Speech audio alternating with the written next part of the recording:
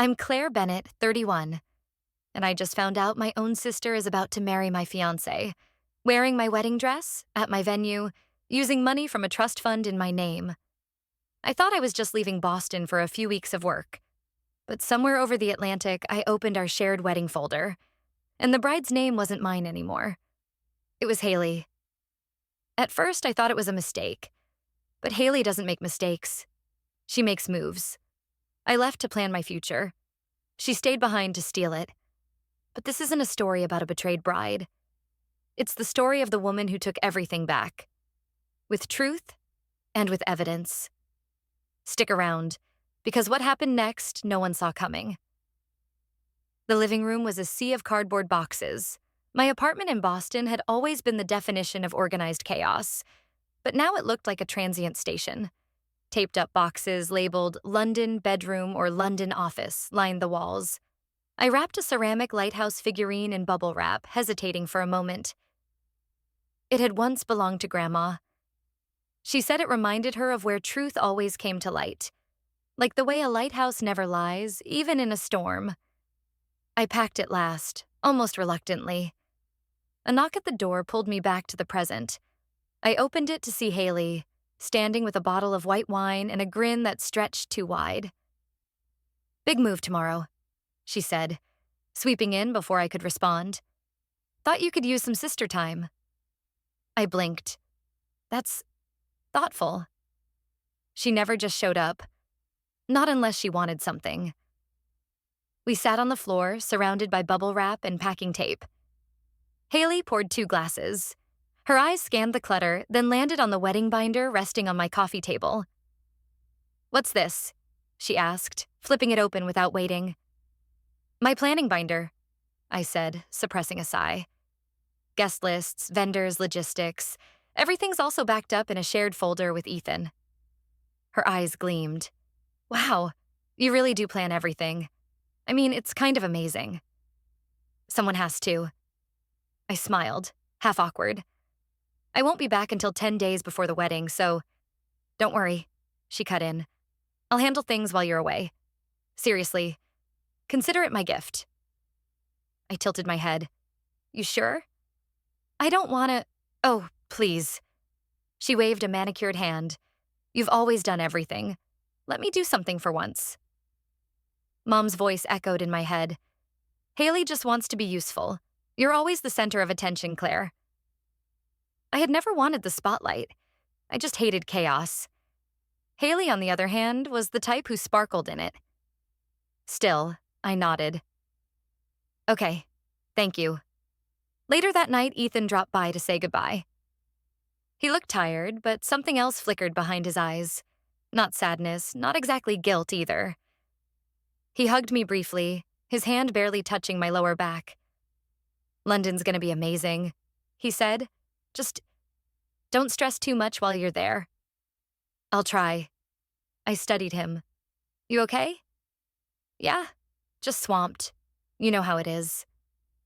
I wanted to ask why he hadn't called all day, why he seemed distant, but I didn't. Maybe I was imagining it. I'd been doing a lot of that since Grandma passed.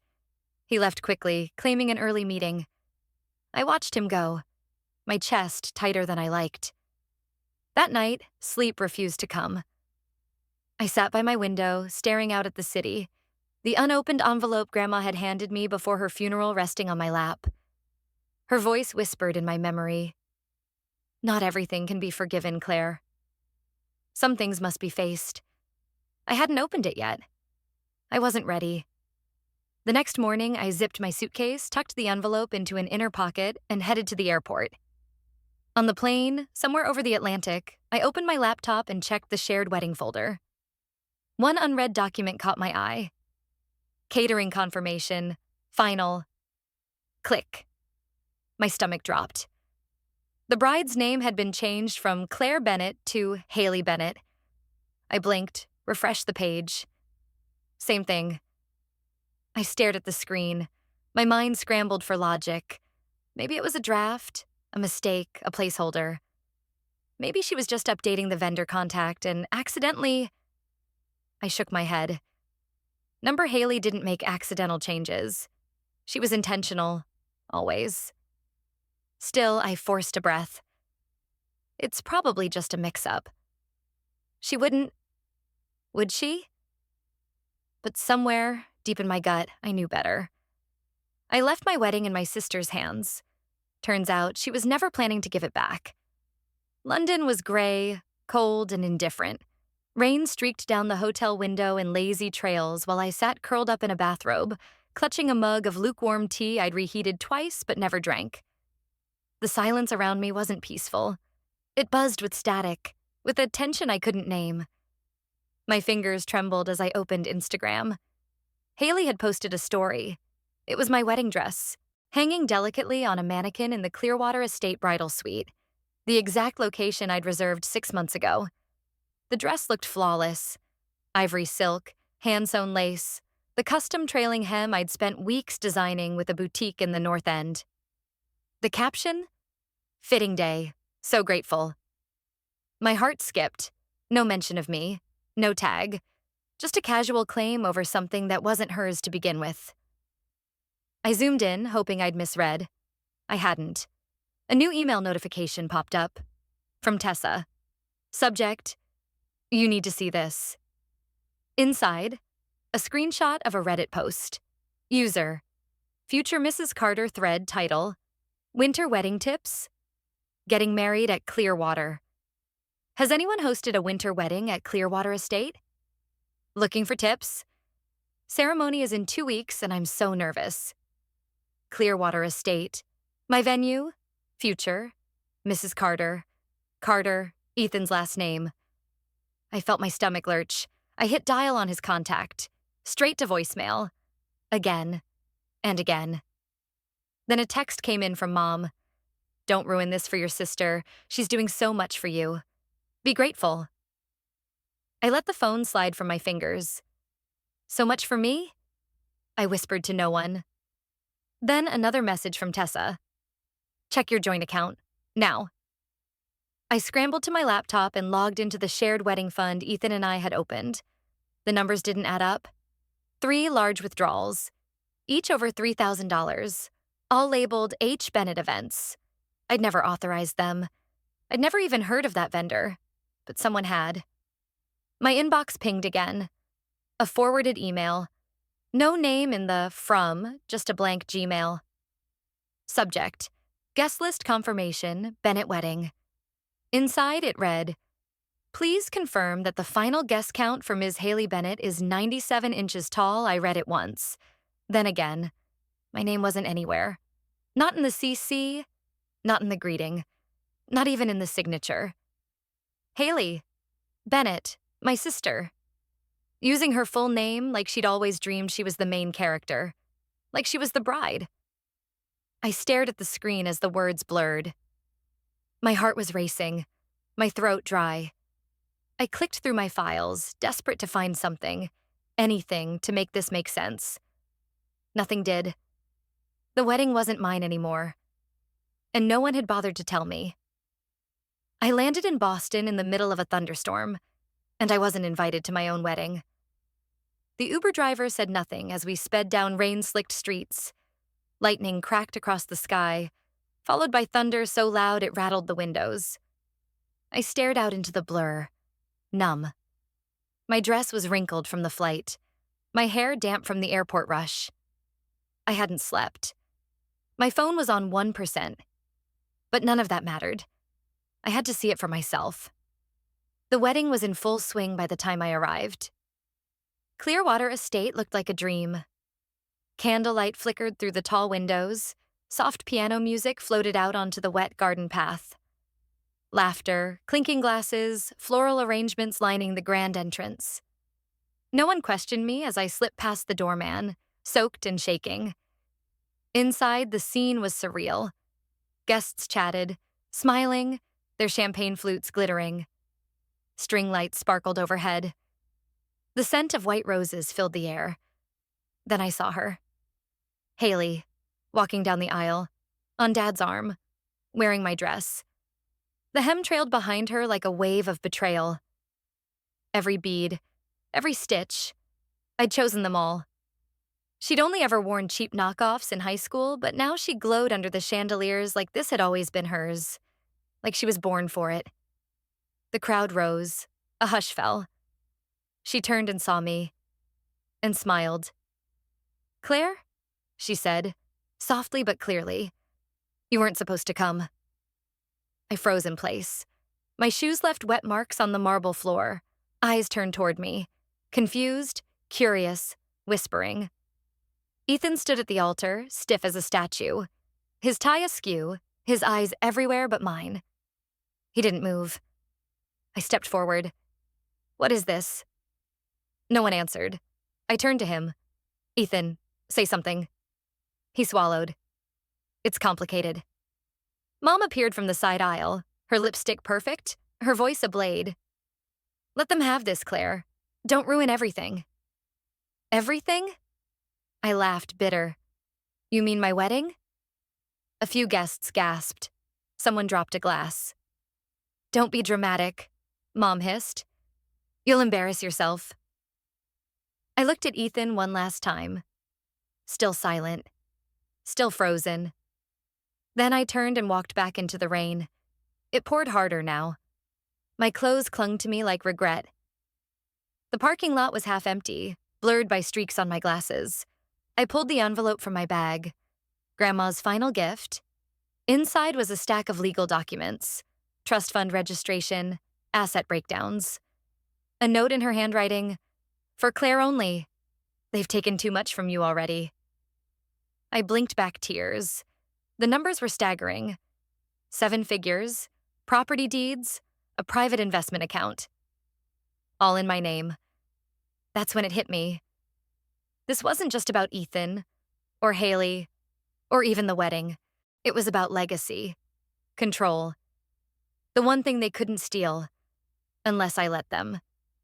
They took my fiancé, my wedding, and my silence for granted. Now I had something they didn't. Evidence. I thought all I had left was my rage, until I opened the USB and saw the truth. Clearer than any confession. The power had gone out again. Only the flicker of a single candle lit my old bedroom, casting shadows across posters from a life I no longer recognized. Rain tapped at the windows like impatient fingers, but I barely noticed. I was too focused on the USB drive clenched in my hand. Brandon had slipped it to me earlier that day. No words, just a nod. We hadn't spoken since college, but when I'd messaged him asking for help, really help, he didn't hesitate. I slid the flash drive into my laptop and waited. The folder blinked into existence. Inheritance override. 23, my fingers hovered for a beat before double-clicking. Inside were subfolders. Dozens. With names like loan fraud, email chains, asset mapping. The first file was a scanned loan application. A $75,000 business loan taken out in my name. Forged signature. My social. My bank account. It had been processed 2 weeks ago. Approved. I felt bile rise in my throat. Another folder? Dozens of PDFs, wedding vendor invoices, all under Hailey's name. Paid using transfers from the trust fund account. My trust fund account. The next document was an email thread between Ethan and Hailey. From Ethan to Hailey, the funds locked under her name, but will have access after the ceremony. She signed everything without checking. Hailey. Good. Let's just get through the vows. Then she's out. I stared at the screen, pulse pounding in my ears. The words weren't just cruel. They were calculated. They'd planned every step. The wedding wasn't a celebration. It was a heist. The Zoom notification popped up. Brandon. I accepted the call. His face appeared, half lit by the glow of his dual monitors. "You seeing this?" he asked. "I am." He leaned in. "Claire, if you hadn't come back when you did, the trust would have auto-transferred to a shared marital account. You'd be wiped clean." My voice came out hollow. And no one would have believed me. He didn't disagree. Another ping. A message from Tessa. "I can trace the IP trails if you want receipts. The kind lawyers can't ignore." I typed back, "Do it." Then I opened my email and began drafting. To Hailey.Bennett@email.com. Subject, we need to talk.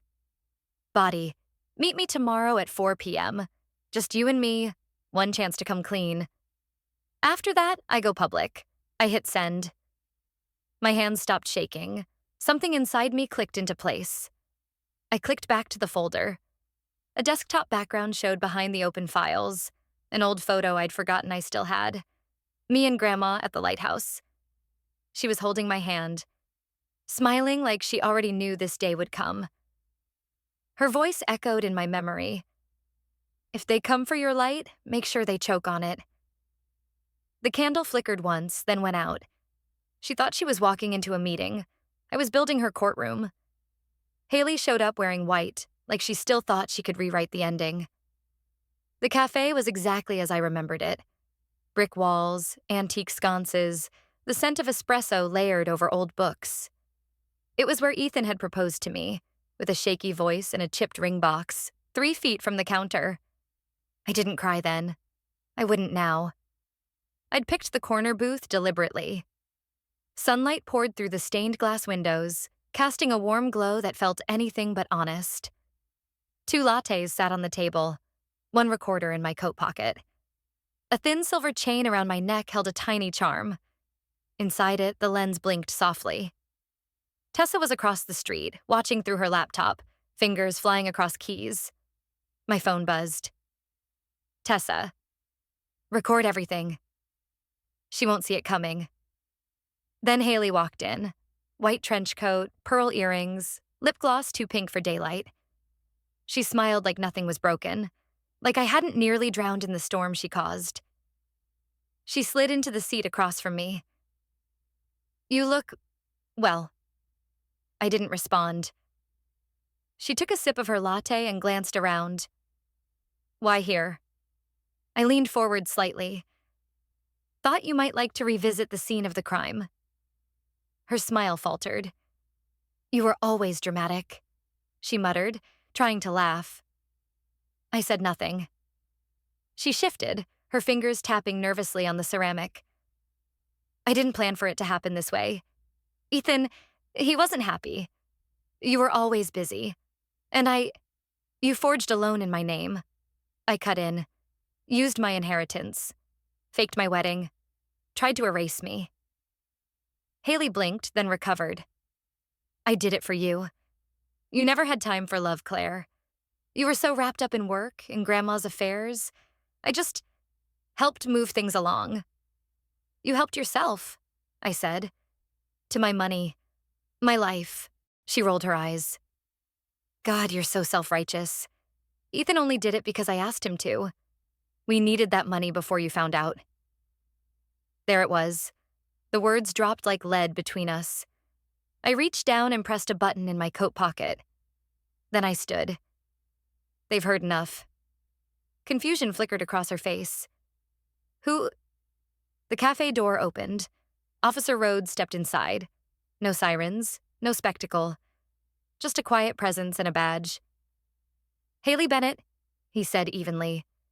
You're under arrest for fraud, identity theft, and conspiracy to commit financial crimes. She stood up abruptly. What? No, wait, this is a mistake. Claire? But I was already walking away. Behind me, I heard the rustle of cuffs, the shift in tone from indignant to desperate. Her voice rose, then cracked. I didn't turn back. As I stepped out onto the sidewalk, my phone rang. Brandon. He's on the move, he said. Just tried to wire $200,000 offshore. I froze the account. I stopped in front of Tessa's car. She rolled down the window, her laptop still glowing. Want to see something? She asked. On the screen, Ethan in a dim office, video chatting with a lawyer. I didn't sign anything. She has no proof? Wait, you said the prenup's invalid? She'd hacked the call. Of course she had. I smiled, just once. Ethan was next, and he had no idea the door was already closing. They walked down the aisle. I walked into the courtroom. One of us came out free. The wood-paneled courtroom smelled of old polish and restrained judgment. A soft murmur floated among the spectators, hushed but constant. Reporters in tailored suits, interns clutching notepads, the occasional cough or creak of a leather shoe. I stood beneath the cold fluorescence of truth, dressed not in black for mourning, nor white for innocence, but navy, for clarity, for steadiness. Ethan sat to the left of the judge's bench, jaw tight, wearing the same confidence that once convinced me to say yes. But now it faltered around the edges. His tie was too tight, or maybe it was the walls closing in. Hailey sat further down, shoulders hunched, eyes fixed on a speck on the floor. Her hair was pulled back too tight, as if trying to restrain the shame pouring out of her pores.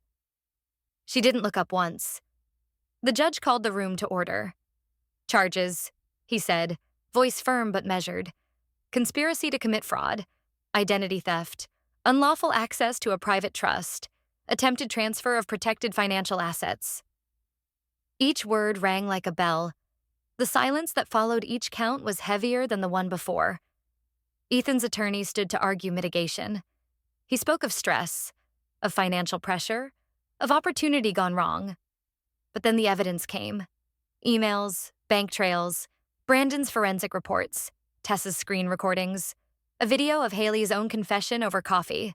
Subtitled, time-stamped, unedited. When it was my turn, I stood. My pulse didn't race. My hands didn't shake. I looked at Ethan. Then Hailey. "They took my name," I said simply. "I took back the truth." That was all. The judge didn't flinch. Ethan Carter, 12 years in federal custody. Hailey Bennett, probation, restitution, and a court-mandated fraud prevention program. The gavel dropped. Not loud, but final. When I stepped out of the courtroom, the flashes came. Paparazzi, reporters shouting questions, microphones pointing like spears.